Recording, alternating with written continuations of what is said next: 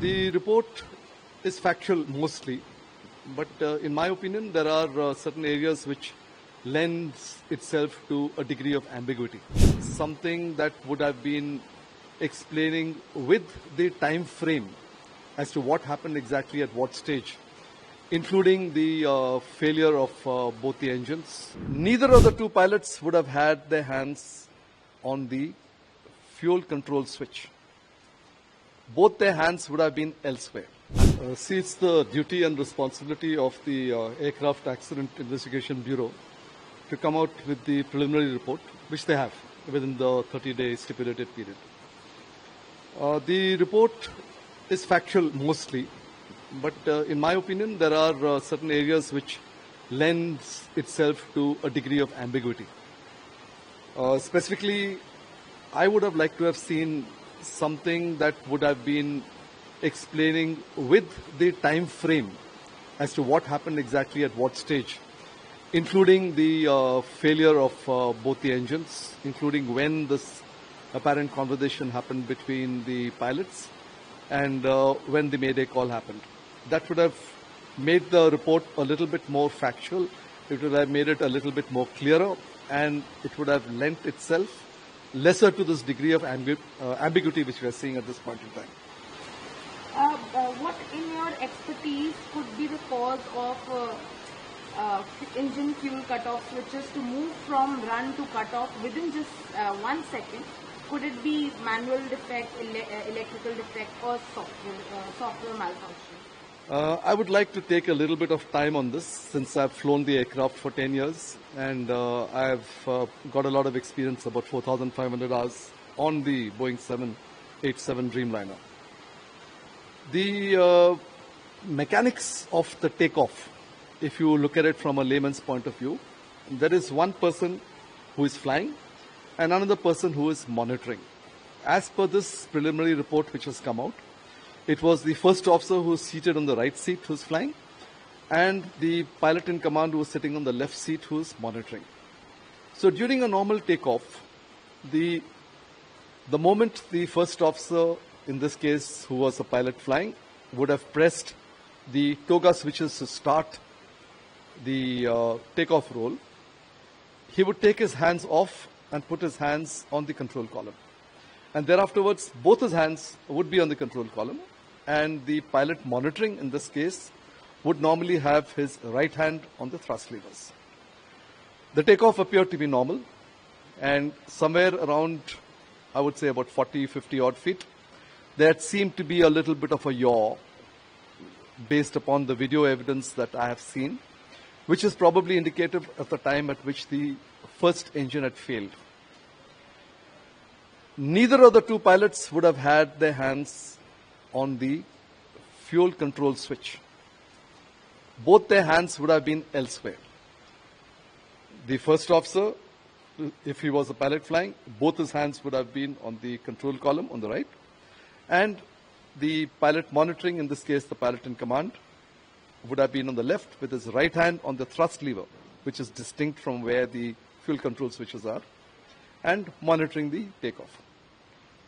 I do not think anybody would have had his hands anywhere remotely close to the fuel control switches.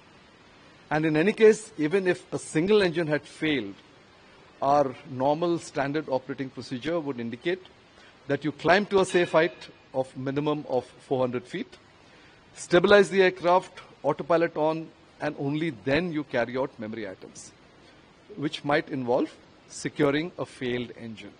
You've just explained in detail about the how the system works. But when we talk about human errors, in the report itself, there was a clear communication between the pilots about on denying switching off the fuel cutoff switches. So is it safe to rule out pilot error during the accident? Because there has been a statement of our minister that has come, Civil Aviation Minister, and he has said that don't jump to conclusion based on pilot's conversation. How do you see the statement? My interpretation of the conversation would be something as follows. This is my interpretation and logic.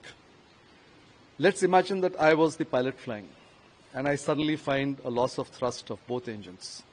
Or rather, I was a pilot monitoring and see that there is a loss of thrust in both engines.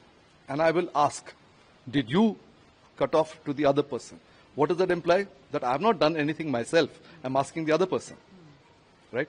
And he replies, I have not. So what does this mean to you? Logically, it would see that neither of the two had anything to do with the fuel cutoff switches. So I would imagine that this event has happened without any pilot intervention on the fuel control switches. That's my interpretation. On the report, the Airline Pilot Association has also made a statement. They questioned the report. They said the tone and the direction of investigation suggest a bias towards pilot error. We categorically reject this presumption and insist on a fair, fact-based inquiry. See, that is the ALPA's responsibility, and naturally they will stand up for the pilots. And I am also a pilot. I also firmly believe that it would take a very deliberate act in the process of takeoff, while you're involved in something else, to even think of putting any control switches off, which I don't think has happened in this case.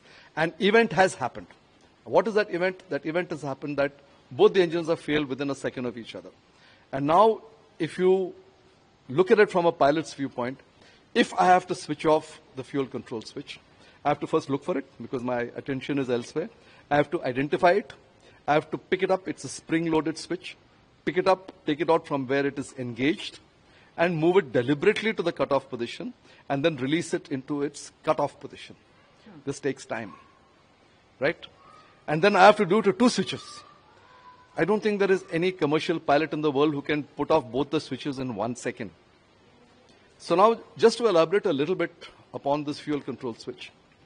When the fuel control switch is put to cutoff, or rather when it is put to run, as it was during this entire period from the startup till that particular point in time in which this apparently there is a loss of thrust and a cutoff of the fuel supply. There are a few things that happen. Once the fuel switches are moved to the run position, which happens at the startup of the first engine, and then the startup of the second engine, which both the fuel switches are to run. Incidentally, the report also says that in the crashed site, both the fuel switches were found to be in the run position, right? So now, once contact is made, a sequence of actions happens. There are certain micro switches which are embedded inside where the fuel control switches are. They send signals to different places. One is to the FADEC, the other is the software control which controls the engines, and next is the fuel control switch which switches on or switches off the fuel supply from the aircraft tanks into the engine. So where in these three positions or four positions a failure has occurred? Because in my opinion, I'm just a pilot in this, it is near impossible for it to have happened manually within 1 second of each other.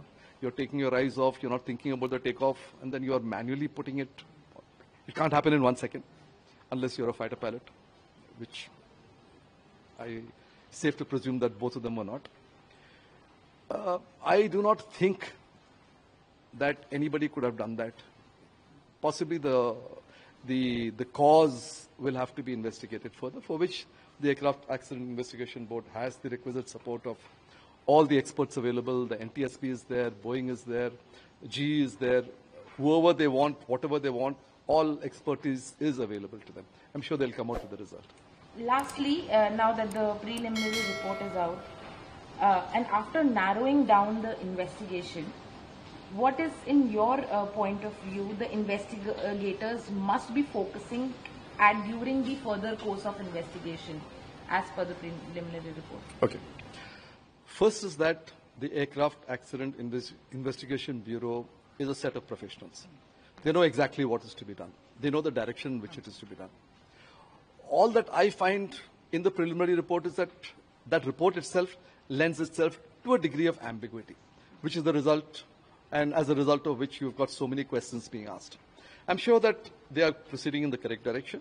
I'm sure that they have the expertise available, and where they do not have the expertise themselves, they will seek expertise from the other domain experts.